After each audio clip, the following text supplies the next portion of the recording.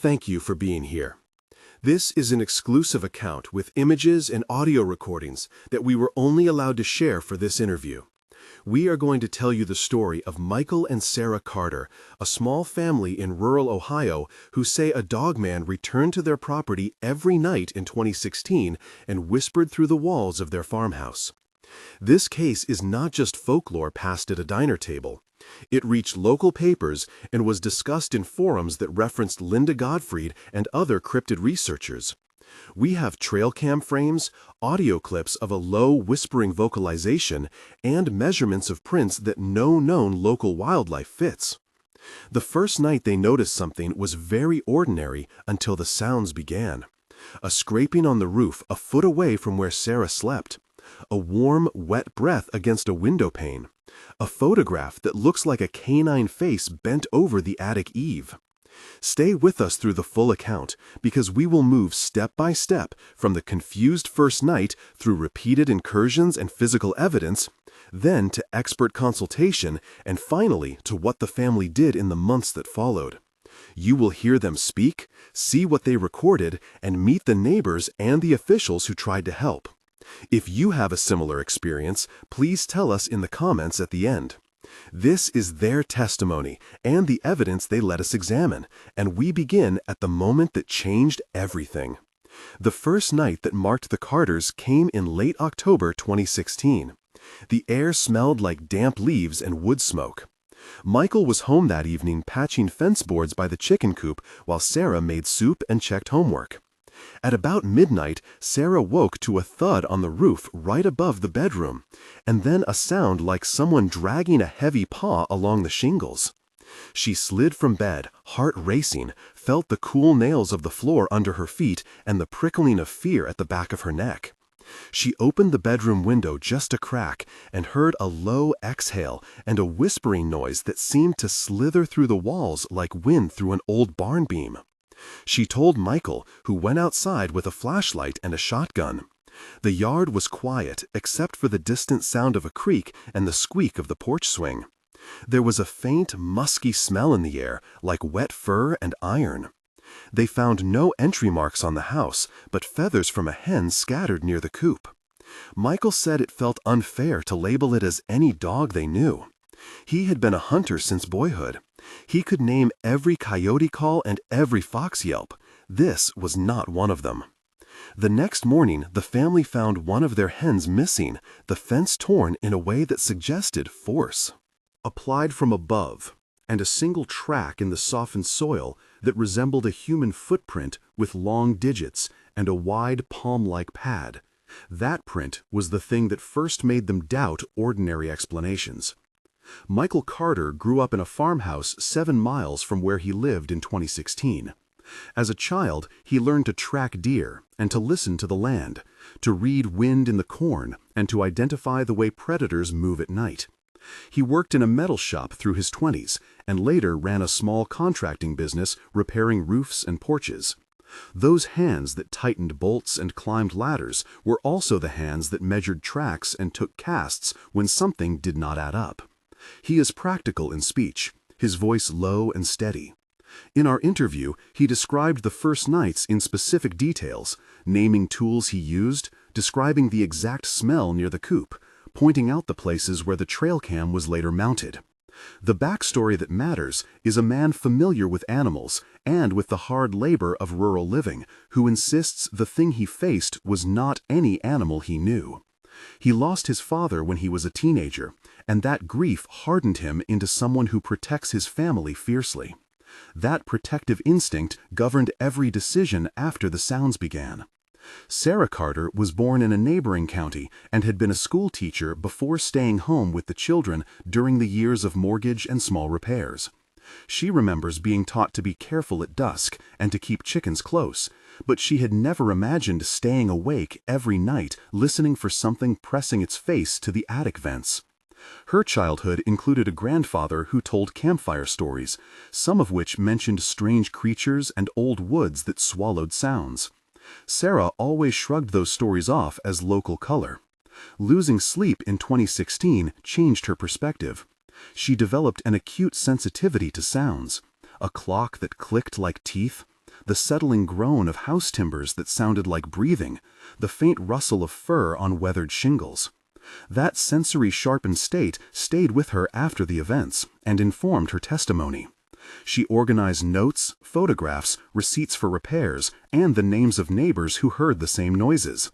Her emotional account anchored the household chronology and the human toll of what they described as nightly visits. After that first set of signs, Michael and Sarah tried to explain everything rationally. They replaced the coop lock, set wire to reinforce the chicken fence, and talked to their neighbor Tom Ellis, who kept goats a field over. Tom came over with an old lantern and a watchful dog named Brindle. He brought with him a practical skepticism that soon turned to unease. The second night, the noise was closer, and the dog would not bark. The community names began to fill the margins of the story quickly. Lisa Malone from down the road heard the same low whistle 2 nights later and saw a shadow pass behind the birches. Sheriff Daniels came to look at the prints and wrote a short report. Officer Ramirez from the county visited and took photographs of the impressions in mud. Marcus Hill, a local trail cam installer, helped the Carters set up cameras. Nancy Whitaker from the Historical Society offered to catalog the family stories and to compare them to older reports of strange canids in the county. Cousin Ben, who lived a town over, helped cast one of the prints. Each of these people would later speak with varying degrees of belief and fear. Their names appear in notes, police records, and witness statements that we reviewed for this piece. The second block of nights brought the threat into sharper focus. A pattern developed. Something came onto the property most nights and circled the house. It would approach the windows and emit a low vocalization like a throat whisper, followed by a deeper growl that vibrated the glass. The Carters described the sound as unlike any canid howl. Imagine the hollow rumble of a distant engine blended with a rasping breath. The family began to sleep in shifts. Dialogue between them that first week was constant and fractured because of exhaustion. "Did you hear that?" Sarah asked, voice thin with adrenaline. "Yes, I heard it," Michael answered, flashlight sweeping the yard. "It was on the roof again." "What do we do?" Sarah whispered. "We lock the chickens up and we do not go out alone," Michael said. "Call Tom. Tell him not to let Brindle out tonight." "What if it comes back in the morning?" Sarah asked. "Then we stand together," Michael replied. "We take pictures, we take prints, we get anything that proves what this is." Tom arrived and added, "I have never smelled anything like that. It was sweet and metallic." "My dog would have barked," Lisa said to Michael, "but Brindle just lay down and whined." Marcus checked the trail cam later and said, "If this is a person, it moves wrong. If it is an animal, its gait is wrong." That night, the family felt exposed and small. There was a wet animal musk and the taste of fear like penny metal in their mouths. The air felt electrically charged.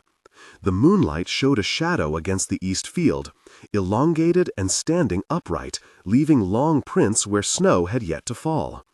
One of the first public actions the Carters took was to secure a trail cam on a tall post aimed at the chicken coop. The device was a no-frills unit, infrared-enabled, motion-triggered, and weatherproof. Marcus described its setup to us with the same meticulous patience he applied to all his installs. He spoke of frame rates, exposure settings, and bait placement. "I mounted it at chest height and angled it upward so it would catch anything on the coop roof," he said. "We tested it by sending a raccoon through and checking the timestamps to make sure the trigger was quick. The camera recorded nights of birds and raccoon activity, and then, on the 5th night of operation, a frame that froze the Carters in place when they reviewed it. In a single still, a large head with canine features leaned over the ridge of the coop roof like a person bent to peer into a window. The head had a long snout, eyes that reflected the infrared as bright ovals, and an impression of a bipedal posture underneath fur. Michael said he felt his stomach drop when he first saw it. "It was watching Michael," Sarah told us, voice trembling, "and you could see the cliff at the side of its face. It looked like it could stand on 2 legs like a man." Marcus examined the image carefully and added, "You can see shoulder slope that is wrong for any dog. The neck is thicker and sits differently on the torso. It is the posture that made me think of those Dogman reports you read online. The frame was clear enough to generate debate and to convince more skeptical neighbors to take notice. After the trail cam image circulated among local friends and the small Facebook group that tracks cryptid sightings, outside attention arrived. Linda Gottfried was mentioned in conversations and articles by people who study canine cryptids.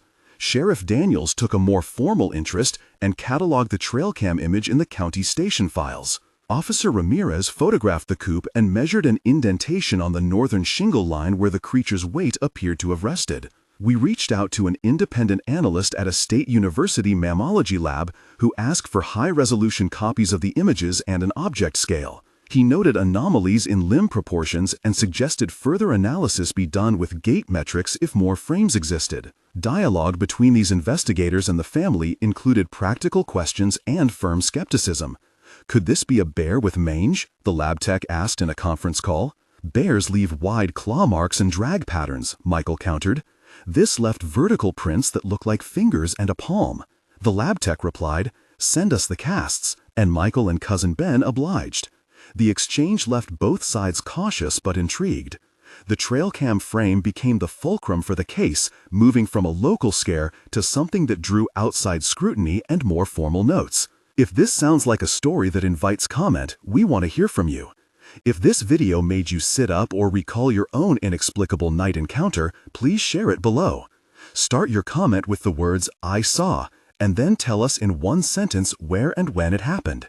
You do not need to include identifying details, just the county and what you saw. Sharing helps build a comparative record, and sometimes patterns emerge when dozens of small reports are lined up side by side. Your comment could lead us to other witnesses or to similar trail cam frames that connect different places. Please keep your replies respectful since these are personal testimonies and many of the people who comment are still processing what happened to them. Once you leave your line, we will read and catalog reports that match seasonal timing and vocal descriptions for future episodes. Now, back to the Carters and what happened after the image surfaced. The pattern of repeated visits escalated over the winter months. The creature returned more frequently and began to tease the household by concentrating its visits during times when the family was inside and vulnerable. There were nights when they could hear pacing, a low growl scraping along the walls, and then a whispering inhalation that sounded like someone speaking at the other side of the plaster. Neighbors reported hearing an odd vocalization that was part whisper, part breath. The family recorded audio on a smartphone that captured a low-frequency rumble under which there was a faint human-like cadence. Michael played the clip in our interview, and the recording made our own skin crawl. The sensation was tactile as much as auditory. The hair on arms pricked, there was a feeling in the chest like someone standing very near and listening in. The family began leaving lights on, propping open doors, and setting up makeshift alarms using cans and string. Lisa came over at one point and said she could smell that metallic musk again when she stepped onto the porch. Tom, ever pragmatic, now kept his truck unlocked with the keys inside. Sheriff Daniels increased patrols during the period, noting caller reports of nocturnal footsteps on roofs and odd prints in morning frost. People began to speak of the seasonality of events. Most occurrences clustered from late October into December, and then a brief return in March as the weather shifted. There were 3 tension-filled encounters that defined the months that followed and that remain etched in the family memory. The first occurred on a windless November evening when the farmhouse seemed to hold its breath and every small sound was magnified. The creature moved across the tin roof with heavy feet and then thumped against the chimney. Michael grabbed the shotgun but paused when the sound became a whisper against the bedroom wall right where Sarah slept. It spoke in a sibilant breath that seemed to form syllables. Sarah later described feeling eyes on the back of her throat that night and said she would never forget the pressure on the air. The family was paralyzed with fear but refused to flee the house. The second moment happened when the creature was seen at the edge of the yard by Tom and Lisa as they drove by returning from a town errand. The headlights revealed a tall biped standing upright near the tree line, its outline mottled with fur and light. It turned and emitted a growl that rattled the truck and made the dogs in the back seat whine without barking. Tom slammed the truck into park and sat frozen. The creature did not flee. For a long instant its face was lit and its eyes reflected white. The sight hardened the neighbor's belief that something was wrong in the county woods. The third and perhaps most terrifying moment came when the family discovered fresh prints circling the house the morning after the truck sighting. The prints were deeply pressed into soft soil, showing 5 digits that splayed wide and a heel impression that suggested weight distribution unlike that of a canine. The spacing between prints suggested a long stride and a loping gait. Michael and Cousin Ben made 2 casts and later drove those plaster casts for analysis to the county agricultural extension, where an employee measured them and compared them to human and canine standards. The prints were larger than any human shoe size common in the area, and they were not paw prints. Each of these moments left the family sleep-deprived and emotionally frayed. Physical evidence strengthened the Carters' case in other ways.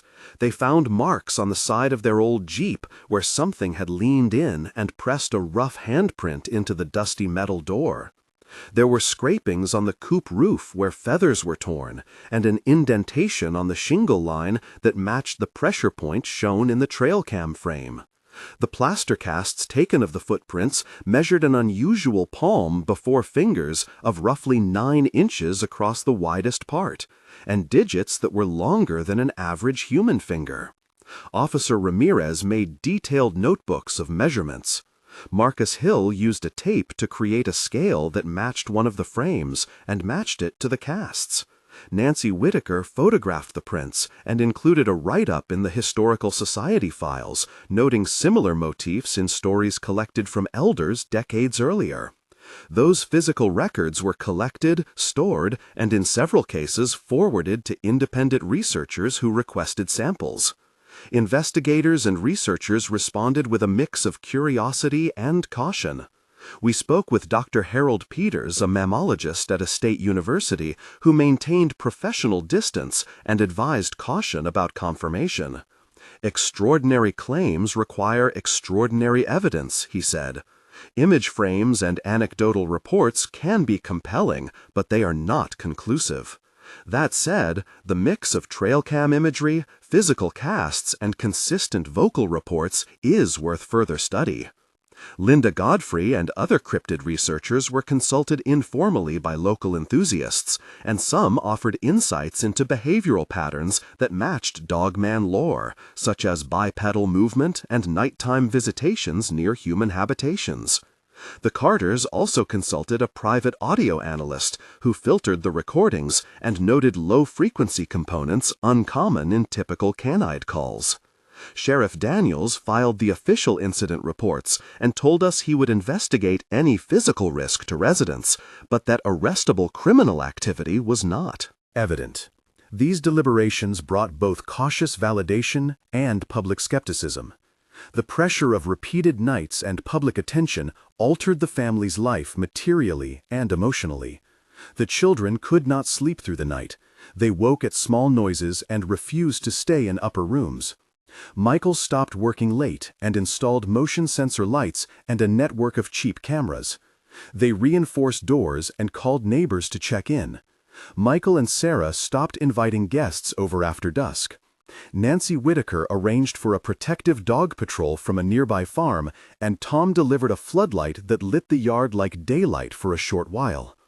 Despite these measures, the whispers sometimes persisted through the walls, a soft intake and exhale that hung like a presence in the rafters. People who visited during the day felt uneasy because sunlight did not erase what the family had seen at night. Over the next months, there were 3 organized follow-ups.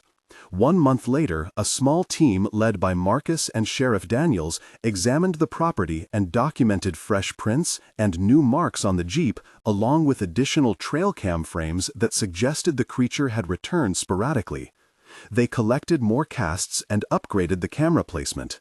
At 3 months, the family met with a privately contracted wildlife tracker named Aaron Cole, who walked the perimeter and reconstructed possible approaches to the house.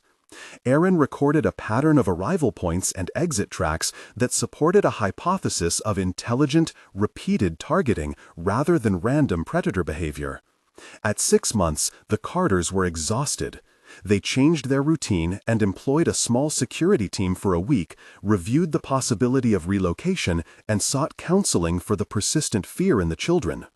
The epilogue of these first 6 months is the most telling for the long-term impact and what they chose to do next.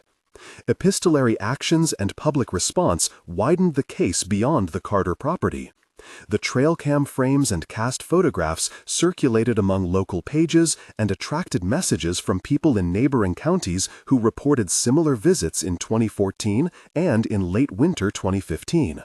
A handful of other households provided supporting photos and faint recordings that matched timbre and cadence.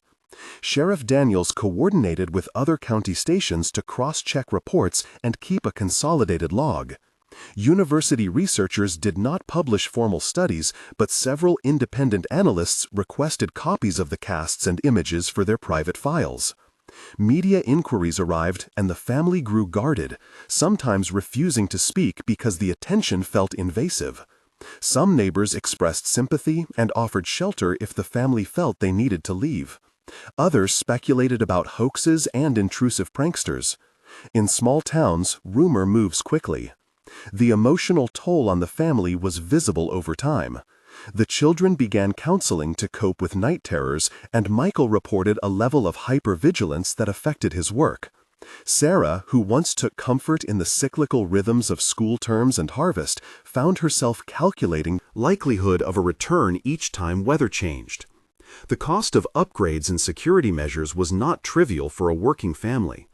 They kept receipts, photos, and logs of audio files as if preparing a dossier to show future investigators.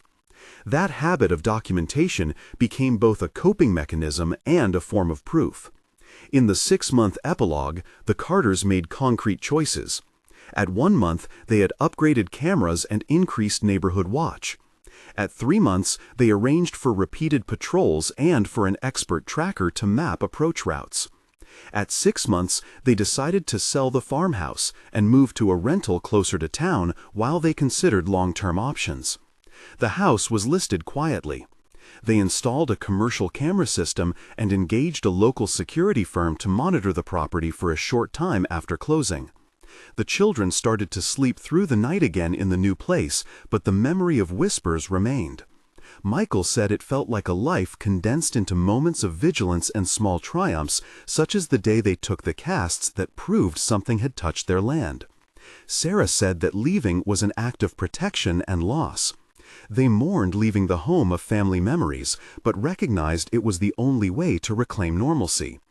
Over the months after the move, they received a trickle of other reports from people who had seen shadow shapes near the county line. And one neighbor reported 3 weeks later that he found new long prints by the riverbed. The Carters donated copies of their trail cam frames and casts to the Historical Society and to a regional researcher who promised to keep the records in a secure archive. By the end of our investigation, the Carters had compiled a dossier that included the trail cam frames, cast photographs, police reports from Sheriff Daniels and Officer Ramirez, audio files analyzed by an independent acoustician, and supporting testimony from neighbors including Tom Ellis, Lisa Malone, Marcus Hill, Nancy Whitaker, and Cousin Ben. The cumulative weight of these varied pieces of evidence is not a scientific conclusion, but it forms a compelling narrative that cannot be dismissed as a single hoax. The family wanted acknowledgement and safety rather than notoriety. They sought only to understand what was happening and to protect their children. If you found this account compelling and want to follow similar documented encounters, please subscribe and check the links in the description where we will post the trail cam frames and cast images for closer inspection. We will also publish the timestamps and transcript for accessibility. This story remains open-ended. The Carters still receive occasional notes and messages from people who say they experienced similar whispering sounds or odd prints. The woods around that township retain a quiet that sometimes seems too aware.